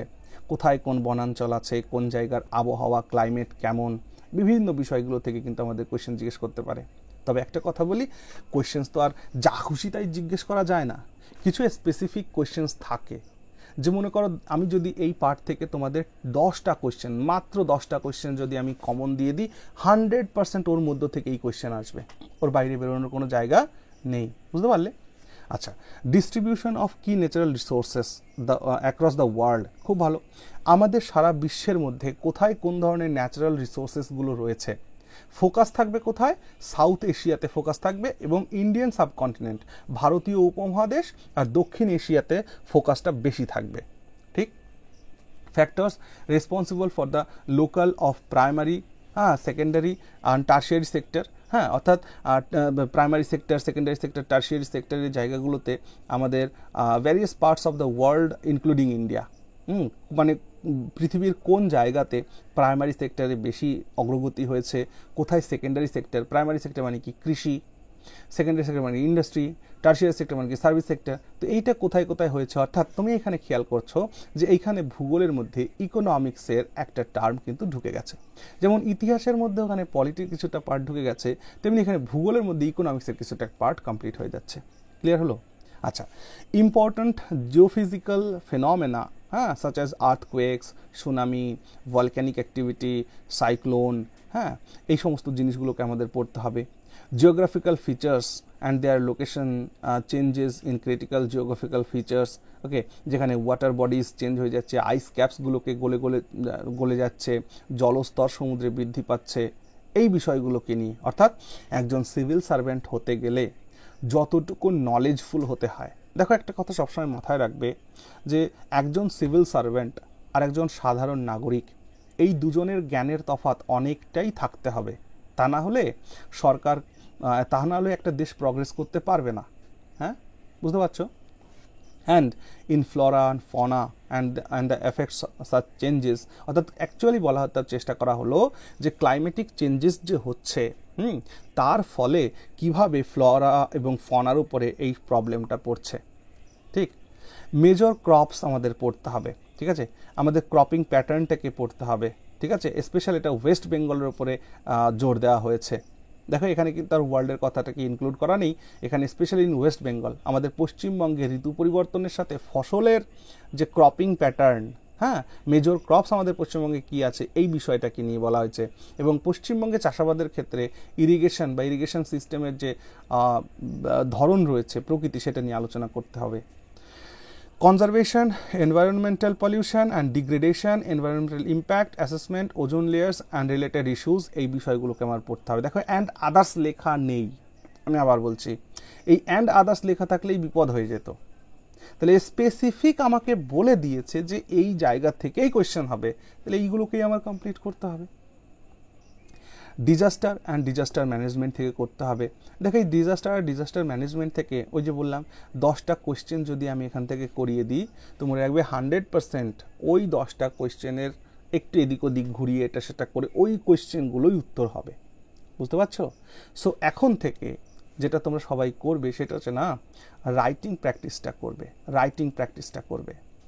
আর এই ভিডিও শেষে গিয়ে আমি একটা গুরুত্বপূর্ণ কথা তোমাদেরকে বলবো। ওকে, চলো, পেপার 4 জেনারেল স্টাডিজ 2, এখানে থাকবে ইন্ডিয়ান পলিটি আর থাকবে, দেখো এখানে বলছে ইন্ডিয়ান পলিটি, তারপর কি বলেছে দেখো, ইন্ডিয়া অ্যান্ড দ্য ওয়ার্ল্ড, অর্থাৎ আমাদের ইন্ডিয়া পড়তে হতো, এবার ভারতের সাথে সারা বিশ্বকেও জুড়িয়ে নিতে হবে, আর ইন্ডিয়ান ইকোনমি পড়তে হবে। তাহলে পলিটির মধ্যে ভারত আর ওয়ার্ল্ডকে পড়তে হবে আর ইন্ডিয়ান ইকোনমিটাকে পড়তে হবে। এখন কথা হলো দাদা, ইন্ডিয়ান পলিটির সাথে যখন ইন্ডিয়ার ওয়ার্ল্ডকে জুড়িয়ে দেবো তাহলে ব্যাপারটা কেমন হয়ে গেল? এটা কিছুই নয়, এটা ভারতের পলিটির সাথে ওয়ার্ল্ডের পলিটিকে যুক্ত করার মানেই একটা বিষয় দাঁড়ায়, সেটা হচ্ছে ইন্টারন্যাশনাল রিলেশনস। অর্থাৎ ব্যাপারটা হলো যে আমেরিকার প্রভাব ভারতের রাজনীতিতে কতটা পড়ছে, বা ভারতের রাজনীতির প্রভাব পাকিস্তানে কতটা পড়ছে, এই যে ইন্টারন্যাশনাল যে রিলেশনস, সেই বিষয়টাই ইন্ডিয়ান পলিটিতে এবার জোর দেওয়া হবে। তাহলে এখানে ইন্ডিয়ান পলিটি থেকে 125, ইন্ডিয়ান ইকোনমি থেকে 125, কি হলো তাহলে গ্রুপ এ গ্রুপ বি। ঠিক, কি পড়তে হবে? ইন্ডিয়ান কনস্টিটিউশনের historical foundation, evolution, features, amendment, significant provisions, basic structure, এগুলো অলরেডি আমরা পড়ছি, এগুলো আমরা জানি। Functions and responsibilities of the union states, আচ্ছা, কেন্দ্র রাজ্য সম্পর্ক, তাদের মধ্যে যে ইস্যুসগুলো হয়, চ্যালেঞ্জেসগুলো হয়, হ্যাঁ, তারপর federal structure, devolution of powers, finance, okay, local level পর্যন্ত পঞ্চায়েত রাজ সিস্টেম, সব এর মধ্যে চলে আসবে। তাহলে এক্সট্রা কিছুই এখানে নেই, জাস্ট এক্সট্রা যোগ করা হলো ইন্টারন্যাশনাল রিলেশনসটা আমাদের পড়তে হবে। ঠিক আছে, separation of powers between various organs, dispute redressal mechanism, দেখো বিভিন্ন অর্গানসগুলোর মধ্যে যে পাওয়ারের সেপারেশন আছে, যেমন জুডিশিয়ারি এক্সিকিউটিভে হস্তক্ষেপ করবে না, আবার এক্সিকিউটিভ জুডিশিয়ারিতে হস্তক্ষেপ করবে না, লেজিসলেটিভ এক্সিকিউটিভে হস্তক্ষেপ করবে না, আবার এক্সিকিউটিভ লেজিসলেশনে গিয়ে হস্তক্ষেপ করবে না। অর্থাৎ এই যে বিষয়গুলো, সেইগুলো যা কিছু পলিটিতে ছিল অ্যাজ ইট ইজই রয়েছে, চেঞ্জ কিছু হয়নি। পার্লামেন্ট অ্যান্ড স্টেট লেজিসলেচার পড়তে হবে আমাদের, তাদের structure, functioning, conduct business, powers, privileges, issues arising out of this. Okay, অর্থাৎ এইখান থেকে কি হবে, কারেন্ট অ্যাফেয়ার্স বেসড কিছু কিছু কোয়েশ্চেন্স আমাদেরকে জিজ্ঞেস করবে। বোঝা গেল? যেমন কিছুদিন আগে একটা পরিস্থিতি সৃষ্টি হয়েছিল যেখানে দেখেছিলে যে দিল্লির মুখ্যমন্ত্রীকে জেলে চলে গেল। তো দিল্লির একজন রাজ্যের মুখ্যমন্ত্রী যদি জেলে চলে যায় তাহলে কি পরিস্থিতিটা হয়? নিয়ম তো এটা রয়েছে, নিয়ম রয়েছে কি যে মুখ্যমন্ত্রী বা প্রধানমন্ত্রী তিনি যদি কোনোভাবে পদচ্যুত হন তাহলে তার টোটাল ক্যাবিনেটটাই ডিস্ট্রয় হয়ে যায়। এটাই তো নিয়ম হয় কনস্টিটিউশনালি, তাই না? কিন্তু সেইখানে দেখা গেল যে না, তারা অন্য নেতা নির্বাচন করে একজন অন্য ব্যক্তিকে মুখ্যমন্ত্রী হিসেবে করেছিলেন। সো এই যে বিষয়গুলো, এইগুলোই তোমাকে জানতে চাওয়া হবে যে এই যে ঘটনাটা ঘটলো, এই ঘটনাটা কতটা কনস্টিটিউশনাল, তখন তোমার উত্তর ব্যাখ্যা করতে হবে। সো এই বিষয়গুলোকে যখন আমরা ডেসক্রিপটিভ আনসার রাইটিং হিসাবে পড়ব, সেই বিষয় আমি কিন্তু আবার বলছি, প্রত্যেকটা বিষয়কে কিন্তু আমাদের এই চ্যানেলে আমি কিন্তু পড়ানোর চেষ্টা করব। আমি যদি একা একা সময় নাও পাই তবু আমি কিন্তু অন্য স্যারেদেরকে নিয়ে এসে যাতে সমস্ত টপিকগুলোকে কমপ্লিট করে দেওয়া যায় সেটা কিন্তু আমি করব। ওকে ভাই? আচ্ছা, আর কি আছে? Structure, organisation and functioning of the executive and judiciary, তো অলরেডি বললাম এই বিষয়গুলো পড়তে হবে। আচ্ছা, তারপর রিপ্রেজেন্টেশন অফ পিপলস অ্যাক্টের স্যালেন্ট ফিচার্সগুলোকে দেখতে হবে। খুব ভালো করে দেখো, এই সিলেবাসটা আমার ভালো লেগেছে এই কারণে যে এখানে একদম স্পেসিফিক করে বলে দেওয়া হয়েছে যে ভাই এই জিনিসগুলোকে পড়বে, এখান থেকে কোয়েশ্চেন হবে। অ্যান্ড আদার্স কথাটাকে আর লেখা নেই। বুঝতে পারছো কথা? তার মানে এখানে যদি দেখো যে পলিটিতে 14খানা টপিক আছে, এই 14খানা টপিকে এক একটা টপিক থেকে যদি 10টা করে কোয়েশ্চেন হয়, 140টার বেশি কোয়েশ্চেন হওয়া সম্ভব কি? তো খামাখা ভয় পেয়ে তো কোনো লাভ নেই না ভাই। দেখো, এমসিকিউ পড়াটা হচ্ছে কঠিন বেশি ডেসক্রিপটিভ থেকে। ডেসক্রিপটিভের ক্ষেত্রে তুমি কিছু না কিছু একটা লিখতে পারবে, 1.5-2 পাতা লিখতে পারবে, কিন্তু এমসিকিউ এমনই, কোনো একটা জায়গা থেকে ভেতর থেকে একটা কোয়েশ্চেন করলে উত্তর না জানলে কিচ্ছু করার নেই। এটা তো আর বাচ্চাদের পরীক্ষা না যে আঙুল কামড়ে উত্তর বলে দিলাম, অপশান ডি। বুঝতে পারছো?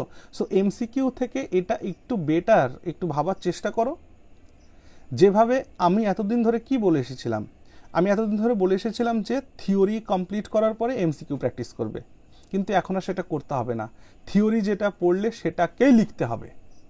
যে থিওরিটা পড়ে তুমি কি বুঝলে সেটাই লিখো।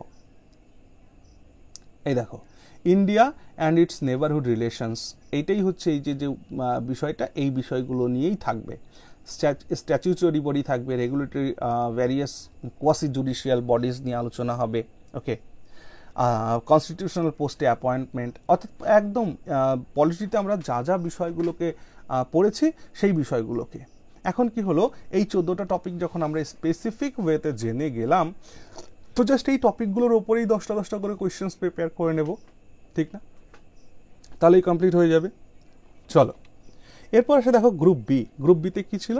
গ্রুপ বিতে ছিল হচ্ছে ইন্ডিয়ান ইকোনমি। গ্রুপ বিতে ছিল ইন্ডিয়ান ইকোনমি। এবার ঘটনা হচ্ছে, দাদা ইন্ডিয়ান ইকোনমি বিষয়টা এখন কি করব, এটা তো মনে হয় ব্যাপার স্যাপার খারাপ হয়ে গেল। না, দেখো আমার চ্যানেলে ইন্ডিয়ান ইকোনমিতে যা করানো হয়েছে এবং এখনও আমাদের যে রানিং ব্যাচে যেখানে ইন্ডিয়ান ইকোনমি পড়ানো হচ্ছে, সেখান থেকে তোমার কনসেপ্টটা তো ক্লিয়ার হয়ে যাচ্ছে। কনসেপ্ট ক্লিয়ার হওয়ার পর তারপর আমাদের যে ধরনের টপিকগুলো এখানে বলে দেওয়া হয়েছে, দেখো এইখানে কয়টা পয়েন্ট দেওয়া হয়েছে? এখানে দেওয়া হয়েছে হলো 8, 9, 10, 11, 12, 13, মাত্র 13খানা টপিক আমার এখানে দেওয়া হয়েছে।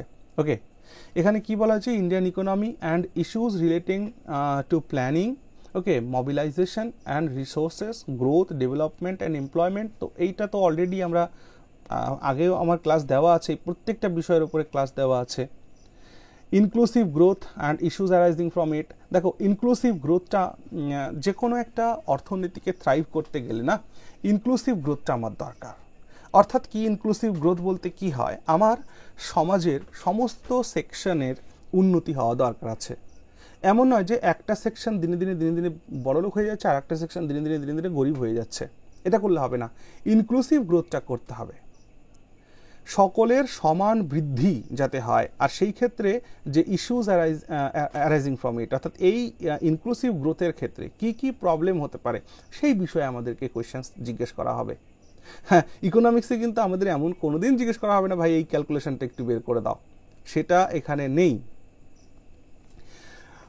গভর্নমেন্ট বাজেটিং, সরকার কিভাবে বাজেট করে, ফিসকাল ডেফিসিট কিভাবে হয়ে যায়, ব্যালেন্স অফ পেমেন্ট কিভাবে নষ্ট হয়, এই প্রত্যেকটা বিষয়গুলোকে আমাদের পড়ানো হয়েছে। ঠিক, দেখো ল্যান্ড রিফর্মস কিভাবে, মানে পশ্চিমবঙ্গের ক্ষেত্রে land reforms in India with a special reference to West Bengal. হ্যাঁ, ল্যান্ড রিফর্মস দেখবে আমার যে পুরনো যে ইকোনমিক্সের প্লেলিস্ট আছে ওখানে শেষের দিকে দেখো আমি ল্যান্ড রিফর্মস পড়িয়েছি। ঠিক আছে, ল্যান্ড সেলিং, ল্যান্ড রিফর্মস পড়িয়েছি আমি। আচ্ছা, ফুড প্রসেসিং রিলেটেড ইন্ডাস্ট্রিজ সম্পর্কে ওয়েস্ট বেঙ্গলের ঝোঁক বেশি দিতে হবে। ঠিক আছে, ইনভেস্টমেন্ট মডেলস নিয়ে আলোচনা করা হবে। তারপর ইনফ্রাস্ট্রাকচারের ক্ষেত্রে energy, ports, road, airport, railways এগুলো রয়েছে। হ্যাঁ, issues relating poverty, hunger, unemployment এই বিষয়গুলো রয়েছে। তো ইকোনমিতে আমরা যা যা পড়ে এসেছি সেই বিষয়গুলোকে এখন এমসিকিউ বেসে না ভেবে আমাদের ডিটেলস ভাবতে হবে। ঠিক আছে, সো আমি পরবর্তী সময় তোমাদেরকে দেখাবো যে এই জায়গা থেকে কী ধরনের কোয়েশ্চেন্স আসে। আমি এইরকম একটা সিলেবাস নিয়ে আগেও একটা ভিডিও করেছিলাম, সেখানে আমি কিন্তু কোয়েশ্চেন পেপারও দেখিয়েছিলাম, কী কোয়েশ্চেন আসে সেটাও আমি কিন্তু দেখিয়েছিলাম। ওকে, ইউপিএসসিতে। চলো, পেপার 5 মানে জেনারেল স্টাডিজ 3। জেনারেল স্টাডিজ 3তে কী আছে? Indian society, developments in science and technology, অর্থাৎ ইন্ডিয়ান সোসাইটি থাকবে 150 নম্বর, আর developments in science and technology থাকবে 100 নম্বর। এটা গ্রুপ এ আর এটা গ্রুপ বি। ক্লিয়ার হলো? তো ইন্ডিয়ান সোসাইটি এটা খুব ইম্পর্ট্যান্ট একটা টপিক হয়ে যায়, এটা আমাদের কাছে একটু নতুন নতুন লাগবে। কিন্তু এটা নতুন নতুন লাগলেও আমরা যদি মানে সমাজবিজ্ঞান পড়ে থাকি, অর্থাৎ ভূগোল থেকে একটু নলেজ নিয়ে, পলিটি থেকে একটু নলেজ নিয়ে, ইকোনমি থেকে একটু নলেজ নিয়ে, এই তিনটে জায়গা থেকে নলেজ নিলেই এটা কিন্তু চলে আসবে। বুঝতে পারছো? তাহলে এই তিনটে জিনিস থেকে, কী থেকে? হিস্ট্রি থেকে, জিওগ্রাফি থেকে, ইকোনমিক্স থেকে। তাহলে হিস্ট্রি, ইকোনমিক্স, জিওগ্রাফি এই তিনটে জায়গা থেকে একটু নলেজ থাকলেই ইন্ডিয়ান সোসাইটিটাকে আমার আর অসুবিধা হওয়ার কথা নয়। কি আছে? Salient features of Indian society, diversity of India, ব্যাস। Women empowerment, role of women and women's organization, population and as associated issues, okay, and associated issues, poverty, developmental issues, urbanization, their problems and their remedies. ওকে, এই প্রত্যেকটা বিষয়ের উপরে আমি তোমাদের সুন্দর সুন্দর করে নোট প্রোভাইড করে কিন্তু পড়াবো। হ্যাঁ, সো অসুবিধা কিছু নেই, জাস্ট আমাদের ফোকাসটাকে এক জায়গায় রাখতে হবে, এক জায়গায় ফোকাস রেখে আমাদের কিন্তু এটা পড়ে যেতে হবে। ক্লিয়ার হলো? সোশ্যাল এম্পাওয়ারমেন্ট, কমিউনালিজম, তারপর রিজিওনালিজম, সেকুলারিজম, এই প্রত্যেকটা বিষয়কে নিয়ে আমাদের পড়তে হবে। Effects of globalisation on Indian society, Indian সোসাইটিতে গ্লোবালাইজেশনের কী প্রভাব পড়ছে সেটা আমাদের পড়তে হবে। বিভিন্ন নন অর্গানাইজেশন গুলো সম্পর্কে পড়তে হবে, সেলফ হেল্প গ্রুপগুলোকে সম্পর্কে পড়তে হবে। ঠিক আছে? আচ্ছা, যেখানে ডোনার্স থাকবে, অ্যাসোসিয়েশনস থাকবে, চ্যারিটিস থাকবে, international and others stakeholders in development process. তো এই সমস্ত জায়গাগুলো থেকে একটা সেক্টর থাকে যেখানে কারেন্ট অ্যাফেয়ার্সের বিষয়টাও থেকে যায়, থেকে সেরকম হয় আর কি। যেমন আমেরিকার যখন ডোনাল্ড ট্রাম্প রাষ্ট্রপতি হলেন এইবার, তিনি বললেন যে ইউএস এইডসকে বন্ধ করে দেওয়া হবে। তো যদি সেই ইউএস এইডস বন্ধ হয়ে যায় তাহলে আমাদের মতন ডেভেলপিং কান্ট্রিগুলোর কি প্রভাব পড়বে তার উপরে, সেই বিষয়ে কোয়েশ্চেন জিজ্ঞেস করে ফেলতে পারে এখান থেকে। বুঝতে পারলে? যেমন সোশ্যাল মিডিয়া যখন আমাদের এখানে, বিদেশি সোশ্যাল মিডিয়া যখন আমাদের এখানে বিশেষভাবে প্রভাব বিস্তার করেছে, সেইটার জন্য আমাদের ভারতীয় সমাজে কি প্রভাব পড়ছে। যখন এই সোশ্যাল মিডিয়া আমাদের দেশে এইভাবে প্রচলিত হয়েছিল না, তখন সমাজ কেমন ছিল, এখন সমাজ কেমন আছে, এই বিষয়গুলোই এই চ্যাপ্টারটার মধ্যে, এই সাবজেক্টের মধ্যে আমাদের পড়তে হবে। Linkage between development and spread of extremism. Okay, তো এই সমস্ত বিষয়গুলো কিন্তু এখানে রয়েছে। দেখো, মিডিয়া অ্যান্ড সোশ্যাল নেটওয়ার্কিং সাইটসের যে ইন্টারন্যাশনাল সিকিউরিটি চ্যালেঞ্জেস রয়েছে, হ্যাঁ, basis of cyber security, money laundering and এর প্রিভেনশন কী করে হওয়া যায়, এই সমস্ত বিষয়টাকে আমাদের দেখতে হবে। অর্থাৎ আমরা কারেন্ট অ্যাফেয়ার্সের ক্ষেত্রে যা কিছু চারিপাশে যা কিছু ঘটতে দেখছি, সেই বিষয়গুলোকেই আমাদের অ্যাজ আ সিভিল সার্ভেন্ট, একজন অফিসার হিসেবে আমাদেরকে এলাবোরেট করতে হবে পরীক্ষার খাতায়। বোঝা গেল? চলো গ্রুপ বিতে কি আছে দেখো, গ্রুপ বিতে পরিষ্কার বলা হয়েছে যে science and technology developments and their application in the everyday life. এখানে কোনো স্পেশালাইজেশনের দরকার নেই। ওকে, যে মনে করো যে অগ্নি 5 মিসাইল, তো সেই অগ্নি 5 মিসাইল নিয়ে আলোচনা করতে হবে, সেইখানে তোমাকে কখনোই সেই অগ্নি 5 মিসাইল কীভাবে তৈরি হলো, কোন কি ইয়ে হলো, অতটা মানে থিওরিটিক্যাল যাওয়ার কোনো দরকার নেই। তার দ্বারায় আমাদের কি কি উন্নতি হতে পারে, কি কি ক্ষতি হতে পারে, এই বিষয়গুলো অর্থাৎ এভরিডে লাইফে আমাদের কি প্রভাব পড়তে পারে সেইটা মানে মাস্টারিং করার এখানে কোনো দরকার নেই। Achievements of Indians in science, ভারতীয়দের সায়েন্সে কী অ্যাচিভমেন্টস আছে সায়েন্স অ্যান্ড টেকনোলজিতে। তারপর তোমার ইন্ডিজেনাইজেশন অফ টেকনোলজি, অর্থাৎ এখানে বলতে চাওয়া হচ্ছে যে টেকনোলজিকে আমরা যে আমাদের ঘরোয়াকরণ করছি, তো সেই জায়গাতে নতুন নতুন টেকনোলজি আমরা আবিষ্কার করছি, হ্যাঁ, through IITs, through DRDO, through ISRO, হ্যাঁ। তো এই বিষয়গুলো আমাদের যে অ্যাচিভমেন্ট, সেই জায়গাগুলো থেকে এখানে আমাদের কোয়েশ্চেন জিজ্ঞেস করবে। তাহলে বুঝতেই পারছো এই যে টপিকটা গ্রুপ বি, এটা টোটালটাই হচ্ছে কারেন্ট অ্যাফেয়ার্স বেসড হয়ে যাবে।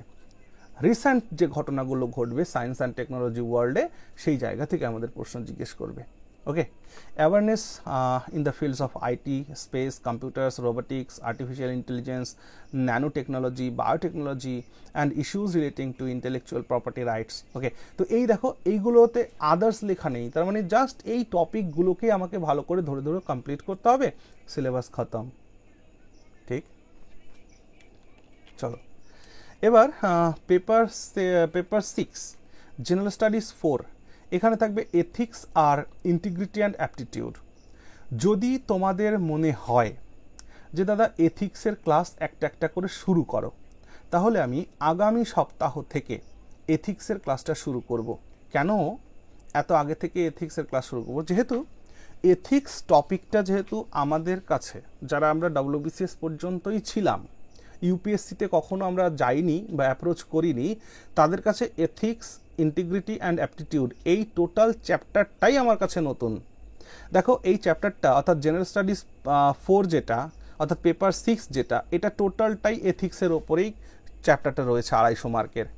অর্থাৎ গ্রুপ এতে থাকছে এথিক্সের থিওরি, আর গ্রুপ বিতে থাকছে এথিক্সের যে ডেইলি লাইফ যে মানে কেস স্টাডি। ওকে, এবার বিষয়টা হলো এখানে কি পড়তে হবে দাদা। দেখো এথিক্স মানে হচ্ছে নীতিশাস্ত্র, ঠিক? তো নীতিশাস্ত্র একজন সিভিল সার্ভেন্টের অবশ্যই থাকা উচিত। কেন কি, সরকারের যে মূল ভিত্তি, হ্যাঁ, সরকারের মূল ভিত্তিই কিন্তু এই সিভিল সার্ভেন্ট। একটা সরকার যে কোনো প্রকল্পই নিয়ে আসুক না কেন, সিভিল সার্ভেন্ট ছাড়া সেটার বাস্তবায়ন সম্ভব নয়। তো সেই ক্ষেত্রে একজন সিভিল সার্ভেন্টের মধ্যে যদি এথিক্স না থাকে, হ্যাঁ, তার যদি ডিসিশন মেকিং পাওয়ার না থাকে, তার মধ্যে যদি অনেস্টি না থাকে, তার মধ্যে যদি কুইক অ্যাপটিটিউড না থাকে, তাহলে তার দ্বারায় আমাদের সরকারের যে আসল উদ্দেশ্য, দেশের উন্নতি বা প্রগতি, সেটা সম্ভব নয়। সেই কারণে এথিক্স চ্যাপ্টারটা খুবই ইম্পর্ট্যান্ট হয়ে দাঁড়ায়, বুঝতে পারলে? এই জন্য আমি বলছি, তোমরা যদি কমেন্টে লেখো যে এথিক্সের ওপরে ক্লাস শুরু করা উচিত, তাহলে অবশ্যই আমি নেক্সট উইক থেকে এথিক্সের ওপরে ক্লাস শুরু করব। এথিক্স চ্যাপ্টারটা খুব মজার, খুব ইন্টারেস্টিং। ওকে, যদি তোমরা চাও নেক্সট উইক থেকে, আগামী সপ্তাহ থেকে আমাদের একটা সপ্তাহে অন্তত একটা করে ক্লাস এথিক্সের ওপরে আসবে, এবং আমি গ্যারান্টি দিচ্ছি এথিক্স সাবজেক্টটা, অর্থাৎ এইখানে যে 250 মার্কস, এই 250 মার্কসটা তোমরা খুব অনায়াসে অ্যাচিভ করতে পারবে। ওকে, এইখানে কেস স্টাডি থেকে কী ধরনের কোয়েশ্চেন হতে পারে? ধরো যে তুমি চাকরি পেয়েছো, ওকে, বলা হলো যে রাম নামে এক ব্যক্তি, সে অ্যাজ আ সিভিল সার্ভেন্ট একটা নতুন সার্ভিসে জয়েন করেছে, এবং তাকে পোস্ট দেওয়া হয়েছে কোনো একটা জায়গায়, যেখানে বালি মাফিয়াদের কোনো একটা জায়গায় পোস্টেড দেওয়া হয়েছে অ্যাজ আ বিডিও। ধরো কাউকে অ্যাজ আ বিডিও হিসাবে এমন একটা জায়গায় পোস্টিং দেওয়া হয়েছে যেখানে মানে ইল্লিগাল ওয়েতে স্যান্ড কি করা হয়, মাইনিং করা হয়, ইল্লিগাল স্যান্ড মাইনিং হয়, সেরকম একটা জায়গায় একজন বিডিওকে পোস্টিং দেওয়া হয়েছে।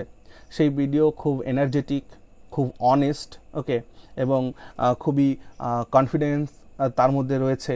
ওকে, তো এইরকম একটা পরিস্থিতিতে সেই বালি যে তোমার যে ইল্লিগাল স্যান্ড মাইনিং হয়, সেইখানে বিভিন্ন ধরনের লোকাল নেতা বা লোকাল যে মাফিয়া তারা যুক্ত হয়ে রয়েছে, বড় বড় লোক তার সাথে যুক্ত হয়ে রয়েছে।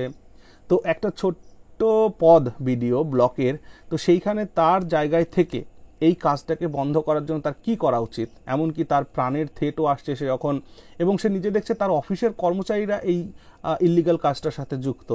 সে যখন তার অফিসের কর্মচারীদেরকে ভয় দেখাচ্ছে, তাদেরকে শাস্তি দিচ্ছে, তাদের সাসপেন্ড করে দিচ্ছে, হ্যাঁ, তো তারপর দেখা গেল যে তার বাড়িতে তার স্ত্রী পুত্র যারা আছে তাদেরকে মানে সেই মাফিয়াগুলো স্কুলে ফলো করছে, বাড়িতে ফলো করছে।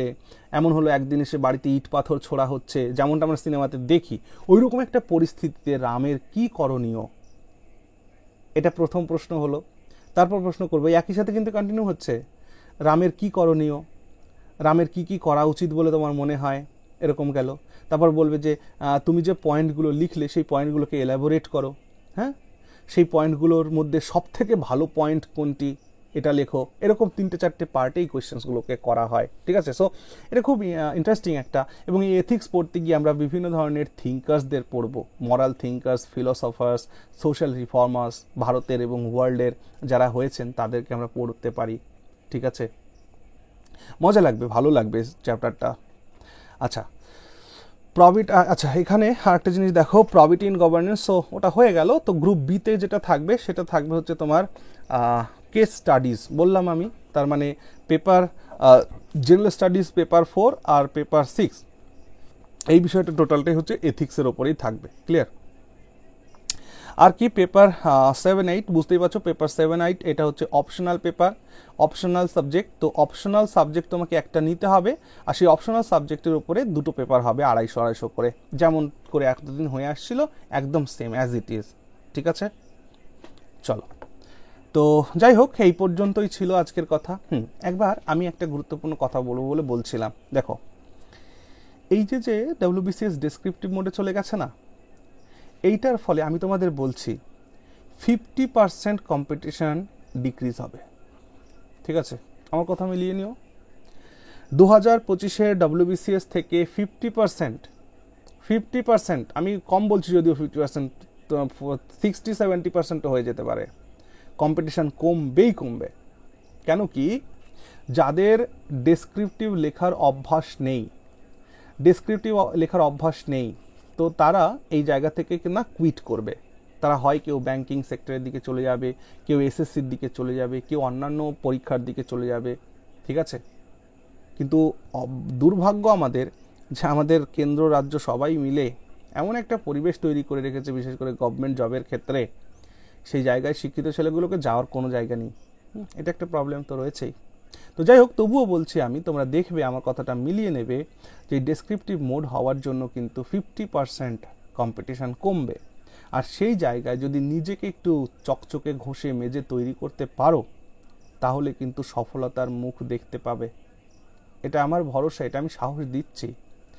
আর সেই সফলতার ক্ষেত্রে, তোমাদের সেই পরিশ্রমের ক্ষেত্রে আমি যতদূর তোমাদের জন্য সম্ভব হয় আমি কিন্তু হেল্প করার জন্য একেবারে প্রস্তুত, ঠিক আছে।